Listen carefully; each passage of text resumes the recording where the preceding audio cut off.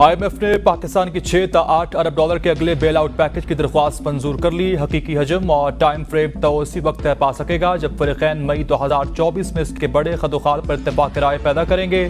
پاکستان نے مئی 2024 میں IMF کا ریویو مشن پاکستان بھجوانے کی بھی درخواست کی ہے تاکہ آئندہ 3 برس کے لیے بیل آؤٹ پیکج کی تفصیلات طے ہو سکیں۔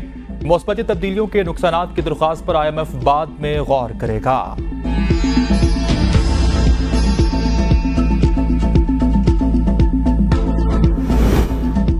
وزیر خزانہ نے نئے قرض پروگرام کے خاکے پر آئندہ ماہ اتفاق کے لیے پرامید۔ IMF ایگزیکٹو بورڈ کا 29 اپریل تک کا شیڈیول بھی جاری۔ پاکستان کا اقتصادی جائزہ شامل نہیں۔ وزیر خزانہ محمد اورنگزیب نے انٹرویو میں کہا کہ پاکستان IMF سے طویل اور بڑا پروگرام لینا چاہتا ہے۔ توقع ہے نئے پروگرام کی آؤٹ لائن پر مئی میں اتفاق ہو جائے گا، جس کے بعد اضافی فائننسنگ کی درخواست بھی پلان کا حصہ ہے۔ آئندہ مالی سال پاکستان کی انٹرنیشنل ریٹنگ میں بہتری کا بھی امکان ہے۔ پاکستان نے قرض کی بین الاقوامی مارکیٹ میں واپسی کے لیے بھی کاوشیں شروع کر دیں۔ وزیر خزانہ محمد اورنگزیب کی چینی ہم منصب سے بھی ملاقات۔ سی پیک فیز 2 کے لیے عزم کا اعادہ۔ وزیر خزانہ نے کہا کہ سی پیک کا فیز 1 انفراسٹرکچر کی تعمیر سے متعلق تھا، جبکہ سی پیک فیز 2 اقتصادی زونز کی فعالیت سے متعلق ہوگا۔ پاکستان میں مہنگائی کی شرح کم کرنے کے لیے اقدامات کر رہے چین نے ہمیشہ پاکستان کی ترقی میں بھرپور ساتھ دیا۔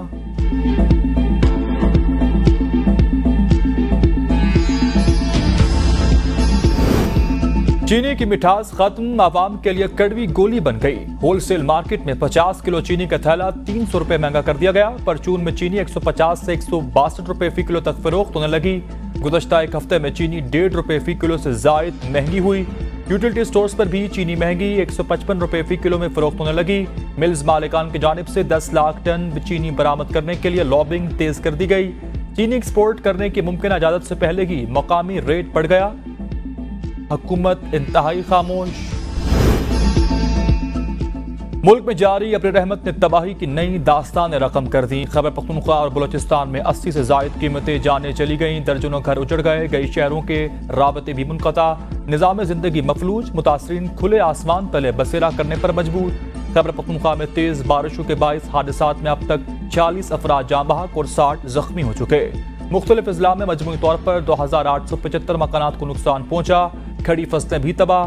بلوچستان میں بھی بارشوں کی انٹری، چمن میں سیلاب سے مزید تباہی، افغان ٹرانزٹ ٹریڈ کا سامان لے جانے والی ٹرک قلعہ عبداللہ اور چمن کے قریب پھنس گئے، کئی رابطہ سڑکیں بھی بحال نہ ہو سکیں۔ مکران ریجن کے کچھ حصوں کا زمینی راستہ کراچی کے ساتھ بدستور منقطع۔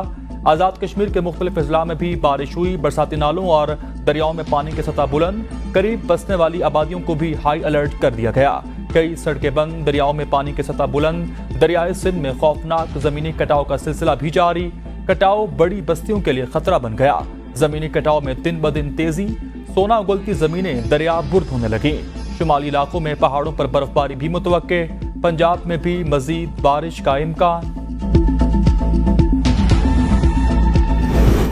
وزیر اعظم پاکستان شہباز شریف کی اسمگلنگ کے خاتمے کے لیے ملک گیر مہم کو تیز کرنے کی ہدایات۔ وزیر اعظم شہباز شریف نے اسمگلنگ کی روک تھام سے متعلق اعلیٰ سطح جائزہ اجلاس سے خطاب میں کہا کہ پاکستان سے اسمگلنگ کے جڑ سے خاتمے کا پختہ عزم رکھتا ہوں۔ اجلاس میں وزیر اعظم کو افغان ٹرانزٹ ٹریڈ پر تحقیقاتی کمیٹی کی رپورٹ پر بھی بریفنگ دی گئی۔ بتایا گیا کہ اسمگلرز اور ذخیرہ اندوزوں کی فہرستیں قانون نافذ کرنے والے اداروں اور صوبوں کو فراہم کی گئی ہیں، ساتھ ہی سہولت کار سرکاری افسران کی فہرست بھی فراہم کی گئی۔ وزیر اعظم نے نشاندہی شدہ افسران کو فوراً عہدوں سے ہٹانے اور ان کے خلاف محکمانہ کارروائی اور اسمگلنگ کی روک تھام کے لیے اداروں کو ایک دوسرے سے تعاون کرنے کی بھی ہدایات جاری کی۔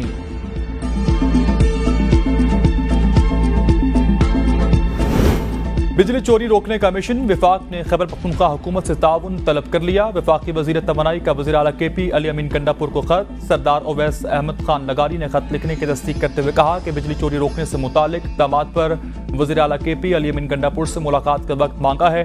ملاقات میں مشترکہ حکمت عملی کے ذریعے صورتحال بہتر کرنے پر غور کیا جائے گا۔ پولیس کی مدد سے خیبر پختونخوا میں بجلی چوری کے خلاف مہم کو کامیاب بنایا جا سکتا ہے۔ پولیس کے تعاون کے لیے آپ سے ذاتی دلچسپی لینے کی درخواست کرتا ہوں۔ ٹیسکو کے زیر انتظام علاقوں میں کمزور حکومتی عملداری کا چیلنج درپیش ہے۔ ممکنہ حل میں ٹیسکو کے علاقوں میں ریکوری کے لیے صوبائی حکومت جامع پلان مرتب کرے۔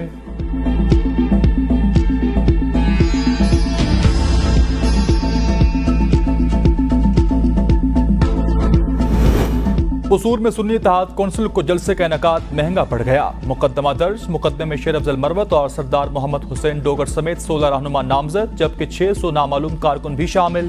ایف آئی آر کے مطابق سنی اتحاد کونسل نے ضلع انتظامیہ کی طرف سے این او سی حاصل نہیں کیا۔ جلسے میں ریاست مخالف بیانیہ اپنا کر لوگوں کو انتشار دلانے کی کوشش کی گئی۔ تھانہ کھڈیاں پولیس نے نامعلوم کارکنان کی شناخت اور گرفتاریوں کے لیے جلسے کی ویڈیو اور تصاویر سے مدد حاصل کرنا شروع کر دی۔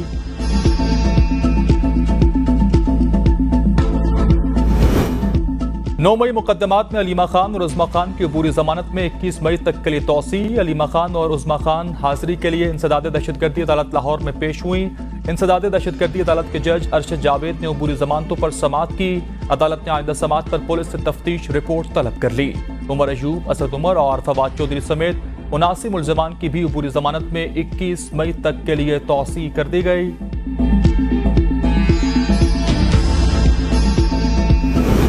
جوڈیشل کمپلیکس توڑ پھوڑ کیس میں عاصم سواتی کی ضمانت کنفرم۔ انسداد دہشت گردی عدالت اسلام آباد مقدمے کی سماعت ہوئی۔ ملزم کی کسٹڈی آپ کو چاہیے، جج طاہر عباس سپرا کا تفتیشی سے استفسار۔ عاصم سواتی کی کسٹڈی درکار نہیں، تفتیشی آفیسر کا عدالت میں بیان۔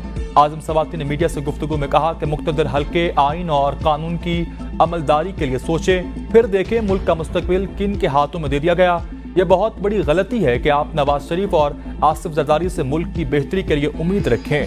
قاضی فائزہ کو چاہیے کہ وہ ووٹ چوری پر کمیشن بنائیں، عدالتیں انصاف کریں، فارم 45 پر فیصلہ کریں۔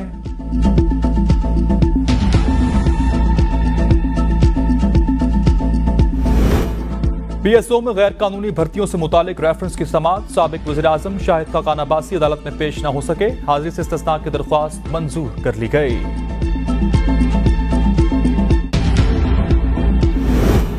گھریلو ملازمت تشدد کیس میں مرکزی ملزمہ سومیہ عاصم کی حاضری استثناء کی درخواست منظور کر لی گئی۔ ڈسٹرکٹ اینڈ سیشن کورٹ اسلام آباد میں کیس کی سماعت ہوئی۔ سومیہ عاصم کے وکیل نے کہا کہ ڈاکٹر کی جانب سے سومیہ عاصم کو 1 ہفتے کا بیڈ ریسٹ بتایا گیا ہے، تاریخ لمبی دیں، جس پر جج عمر بشیر نے کہا کہ سومیہ عاصم ایک تاریخ پر آتی ہیں اور 2 مرتبہ ان کی حاضری سے استثناء کی درخواست آ جاتی ہے۔ فرد جرم میں ایک نیا چارج شامل کرنے کے حوالے سے پروسیکیوشن کی درخواست پر آئندہ سماعت پر دلائل طلب۔ کیس کی سماعت 27 اپریل تک کے لیے ملتوی کر دی گئی۔ قومی اور صوبائی اسمبلیوں کے 21 حلقوں میں ضمنی انتخابات کا میلہ کل سجے گا۔ تیاریاں مکمل، election monitoring and control centre بھی قائم۔ انتخابی سامان پولنگ اسٹیشنز پر پہنچا دیے گئے۔ حساس پولنگ اسٹیشنز پر اضافی نفری بھی تعینات۔ پولنگ بغیر کسی وقفے کے صبح 8 سے شام 5 بجے تک جاری رہے گی۔ ضمنی الیکشن کے دوران پنجاب میں دفعہ 144 نافذ، 13 شہروں میں موبائل اور انٹرنیٹ سروس بھی بند رہے گی۔ قومی اسمبلی کی 5، پنجاب اسمبلی کی 12، خیبر پختونخوا اور بلوچستان اسمبلیوں کی 2 جبکہ سندھ اسمبلی کی 1 نشست پر انتخابات ہوں گے۔ کل الیکشن نہیں ریفرینڈم ہونے جا رہا ہے۔ زین قریشی کی میڈیا سے گفتگو، کہا جیسے 8 فروری کو عوام سے ووٹ دیا، ایسے ہی 21 اپریل کو ووٹ دینا ہوگا۔ عوام نے 8 فروری کو ہمیں ووٹ دیا اور ہمارا ووٹ چوری کیا گیا۔ فارم 45 اور فارم 47 کو تبدیل کیا گیا۔ عوام سے گزارش ہے کہ اپنا ووٹ کاسٹ بھی کرنا ہے اور اس کی حفاظت بھی کرنی ہے۔ 21 اپریل کو آنے والا رزلٹ بانی پی ٹی آئی اور شاہ محمود قریشی کی رہائی کا آرڈر ہوگا۔ ہم نے ووٹ اور جمہوریت کے ذریعے بدلہ لینا ہے۔ میاں نواز شریف کا مستقبل اس ملک میں نہیں دیکھ رہے۔